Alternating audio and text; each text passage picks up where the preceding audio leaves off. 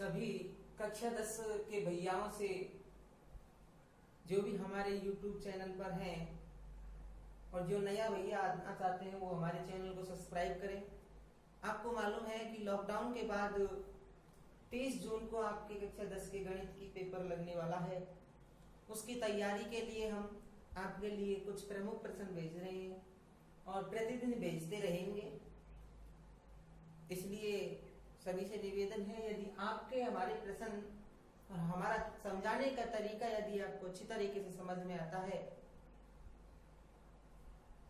तो कृपया वीडियो को देख करके लाइक करें, जिससे कि आपको, और सब्सक्राइब करेंगे तो आपको आने वाली अगली वीडियो की नोटिफिकेशन सबसे पहले मिलेगी। देखिए कि पहला आज का क्वेश्चन है, कितना सुंदर प्रश्न है कि 1 से 100 तक के मध्य की 6 से विभाजित होने वाली संख्याओं का योगफल ज्ञात कीजिए। आज हम आपको प्रश्नावली 5 से संबंधित जो प्रमुख प्रश्न हैं जो आ सकते हैं उनको हल करा रहे हैं, और हम ये वादा करते हैं यदि आप हमसे जुड़ोगे तो गारंटी है कि आप फेल नहीं हो सकते।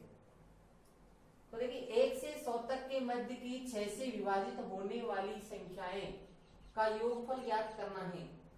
तो सबसे पहले अपन को ये देखना है कि 1 से 100 के मध्य कितनी संख्याएं 6 से विभाजित होती हैं। योग तो अपन जब करेंगे पहले संख्याओं का ज्ञान तो होना चाहिए कि संख्या कितनी है। तो देखिए यहां लिख लेते हैं 1 से 100 के मध्य, 1 से 100 के मध्य 6 से विभाजित संख्याएं, 6 से विभाजित संख्याएं, विभाजित संख्याएं।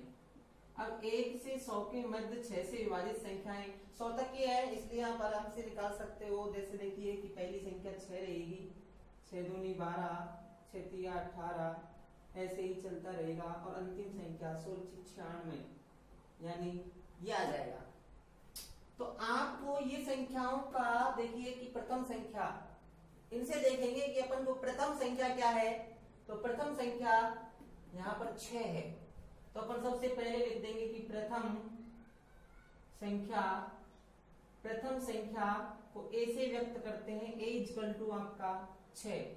सार्वांतर निकालना चाहते हैं क्योंकि समांतर श्रेणी प्रश्नावली है।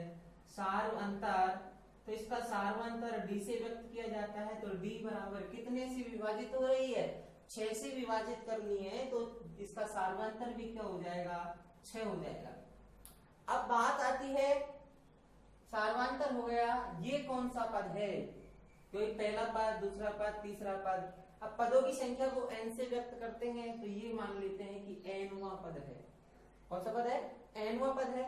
तो देखिए nवां पद को अपन लिख सकते हैं, nवां पद बराबर an बराबर 96 है। अब इसी से अपन सवाल करेंगे कि an बराबर 96 है, तो nवां पद निकालने के लिए अपन को सबसे पहले कि an का व्यापक रूप क्या होता है, तो इसलिए an का व्यापक रूप होता है a plus n minus 1 into D बराबर हो जाएगा 96। ये इसी का व्यापक रूप है, विस्तारित रूप लिख दिया मैंने। अब देखिए an का व्यापक रूप लिखने के बाद अपन जब आगे चलेंगे तो a का मान 6 है, तो a का मान रख देते हैं 6 प्लस n का मान दे नहीं रखा है, तो n माइनस 1 इंटू डी का मान है 6 बराबर हो जाएगा आपका 96।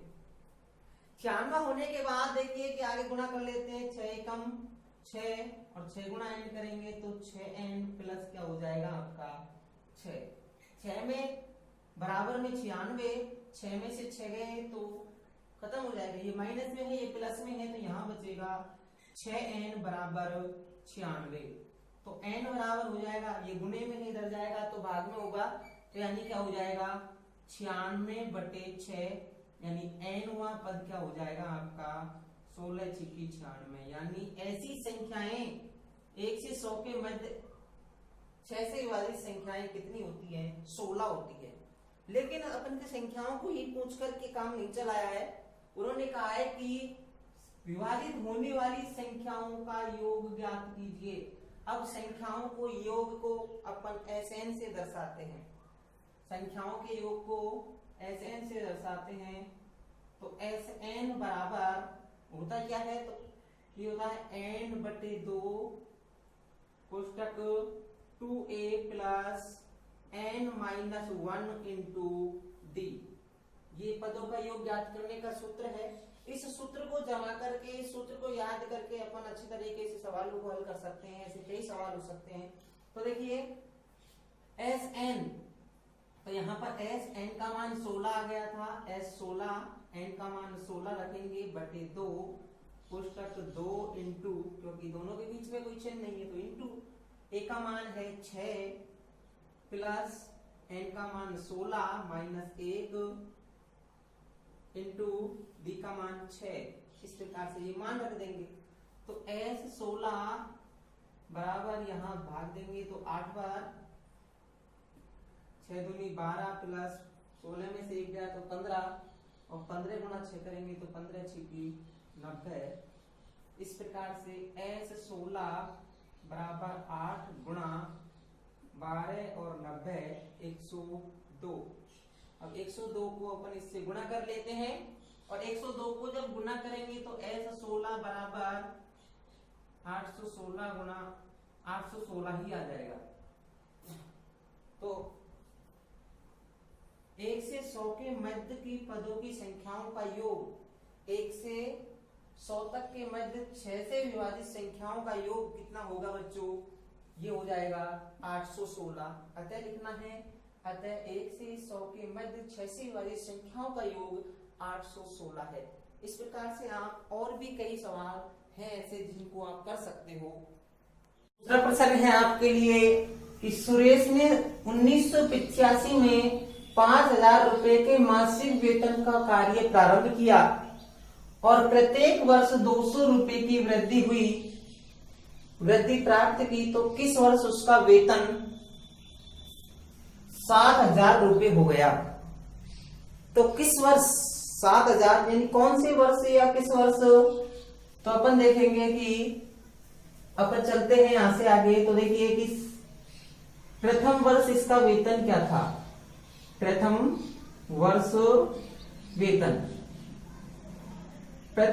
वेतन बराबर 5000 रुपए है। प्रथम वर्ष इसका वेतन 5000 रुपए है और प्रथम वर्ष को प्रथम पद मानेंगे और प्रथम पद यानी कितना हो गया आपका 5000। प्रथम पद आपका 5000 हो गया।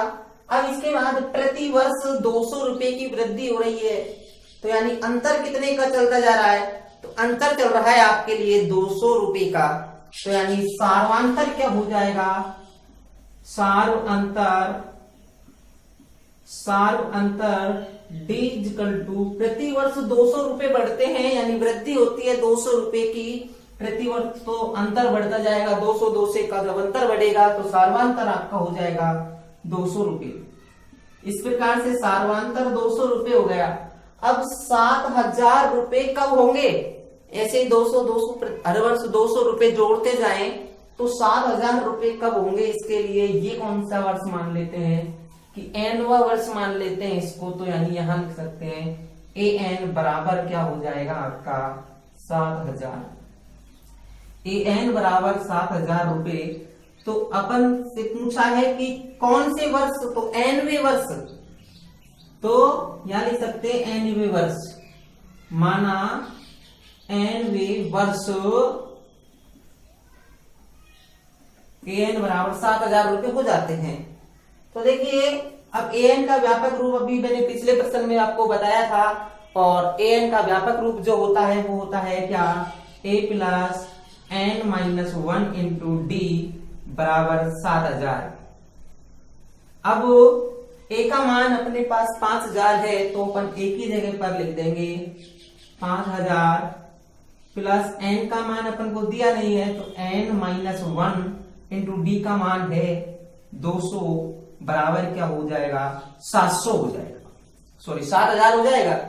अब गुणा कर लेते हैं, तो 1 गुणा माइनस के 100, माइनस का 1 गुणा 200 करेंगे तो माइनस के 200, और n गुणा 200 करेंगे तो 200n प्लस ये हो जाएंगे आपके 5000 बराबर आएगा आंसर में 7000। अब ये माइनस में है, ये प्लस में है, यानी 5000 में से 200 गए 5000 में से यदि 200 घटाएंगे तो 4800 बचेंगे, यानी अपन यहाँ लिख सकते हैं 200n माइनस 4 प्लस 4800 बराबर हो जाएगा 7000।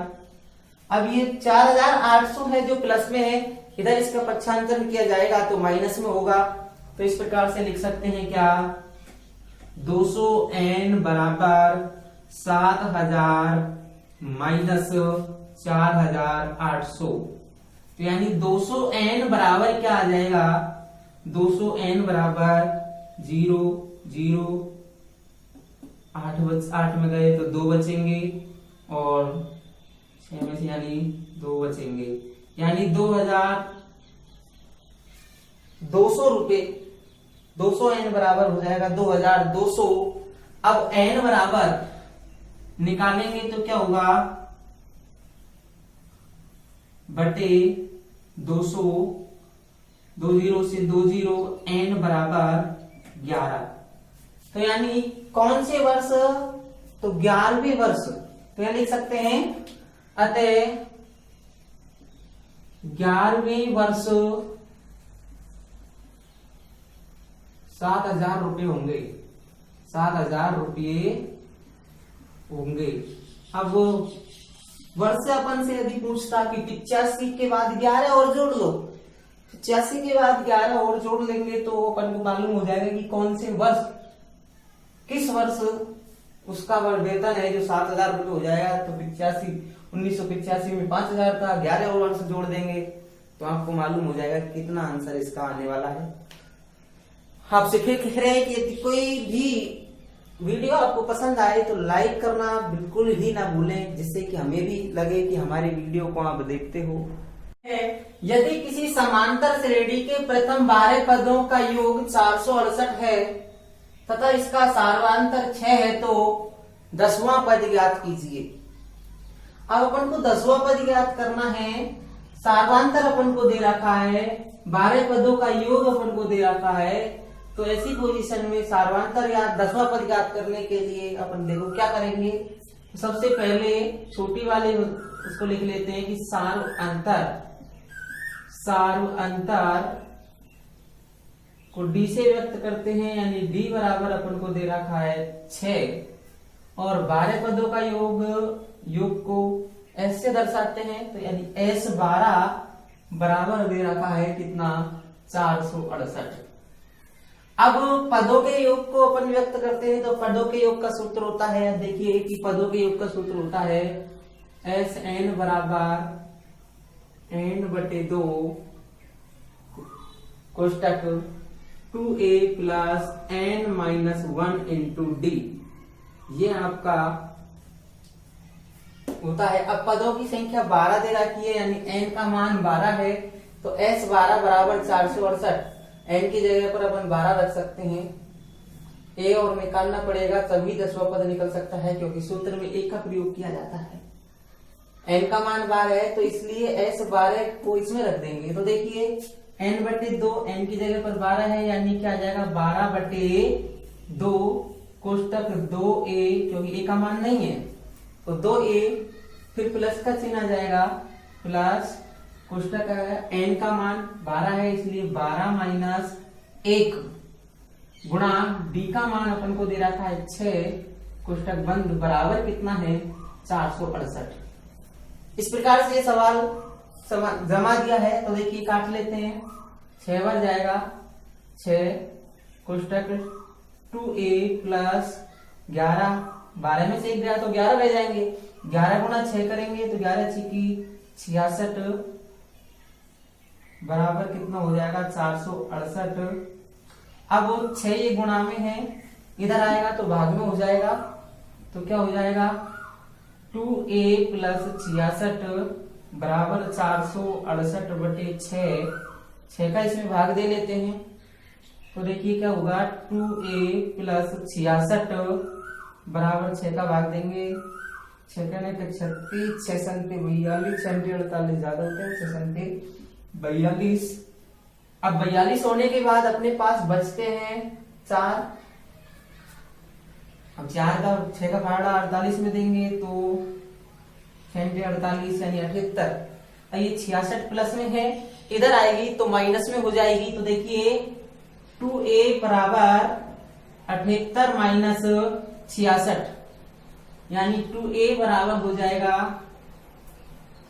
12। तो a बराबर आएगा आपका 12/2 यानी a का मान 6 आ जाएगा। अब a का मान अपना 6 आ गया। अब अपन से कह रहा है कि 10वां पद ज्ञात कीजिए। तो 10वां पद ज्ञात करने के लिए अपन को सूत्र याद होना चाहिए। तो यहां लिख देंगे 10वां पद बराबर होगा a plus n-1 into D.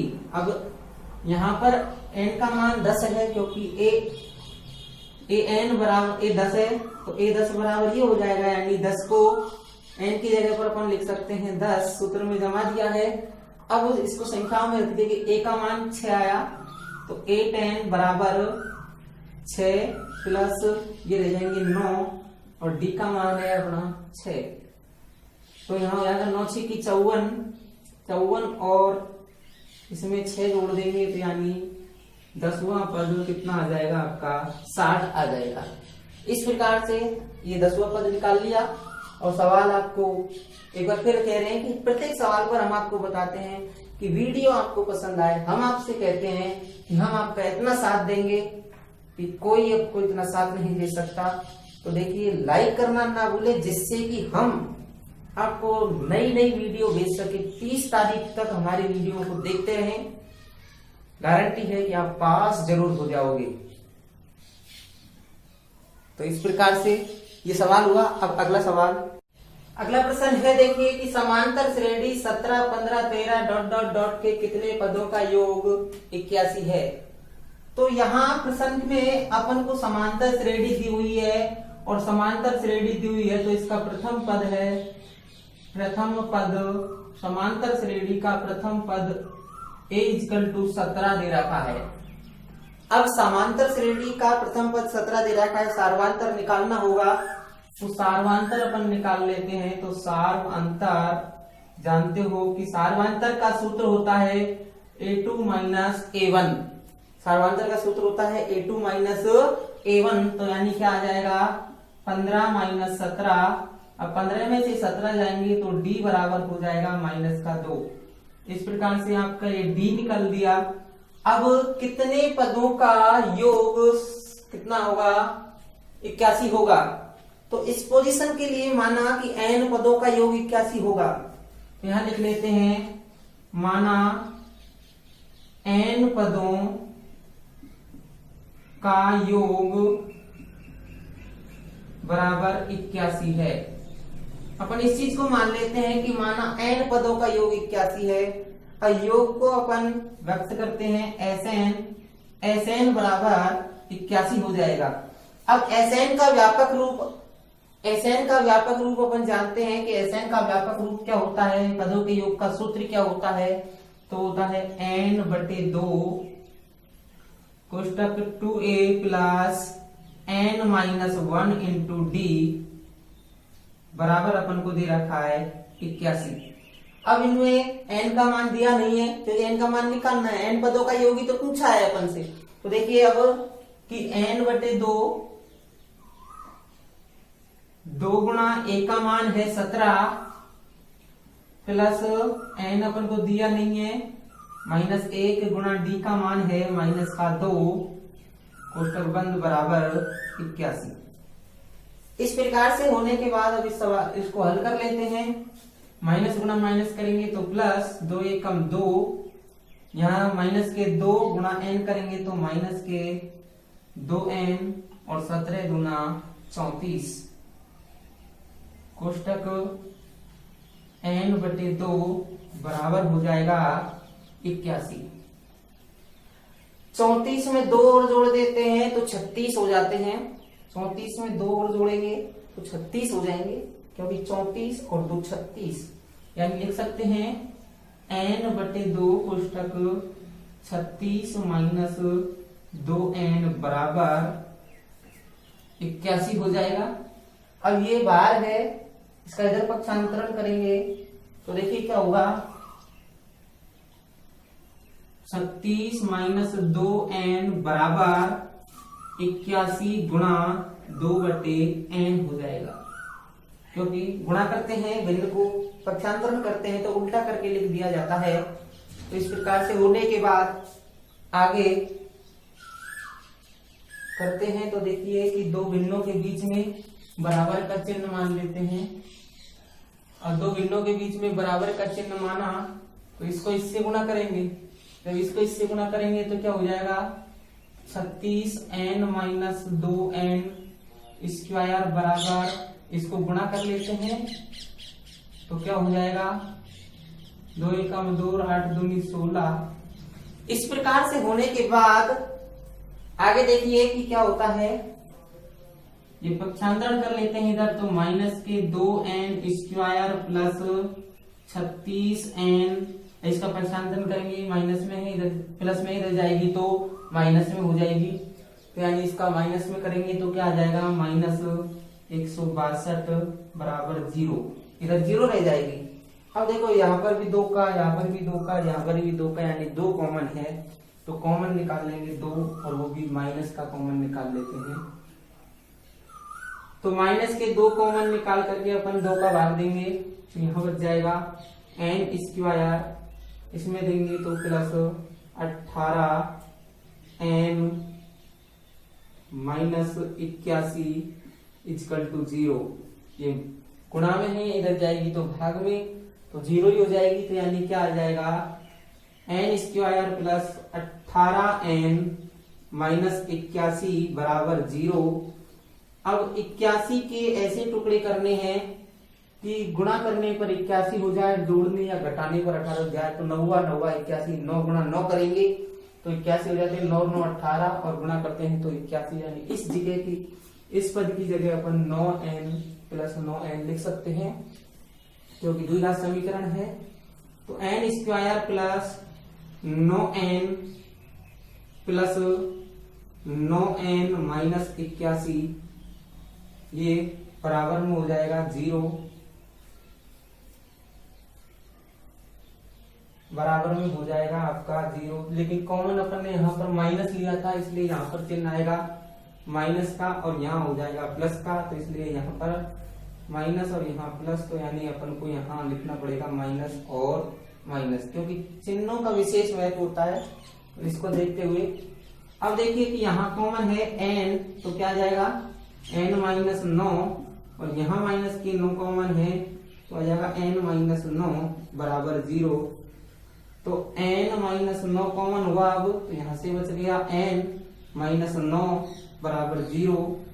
तो यानी n माइनस 9 बराबर 0 या n माइनस 9 बराबर 0, तो यानी पदों क्या होगा, n बराबर 9 या n बराबर 9 हो जाएगा। यानी कितने पदों का योग 81 होगा, तो आपको बताना है बच्चों, 9 पदों का योग 81 होगा।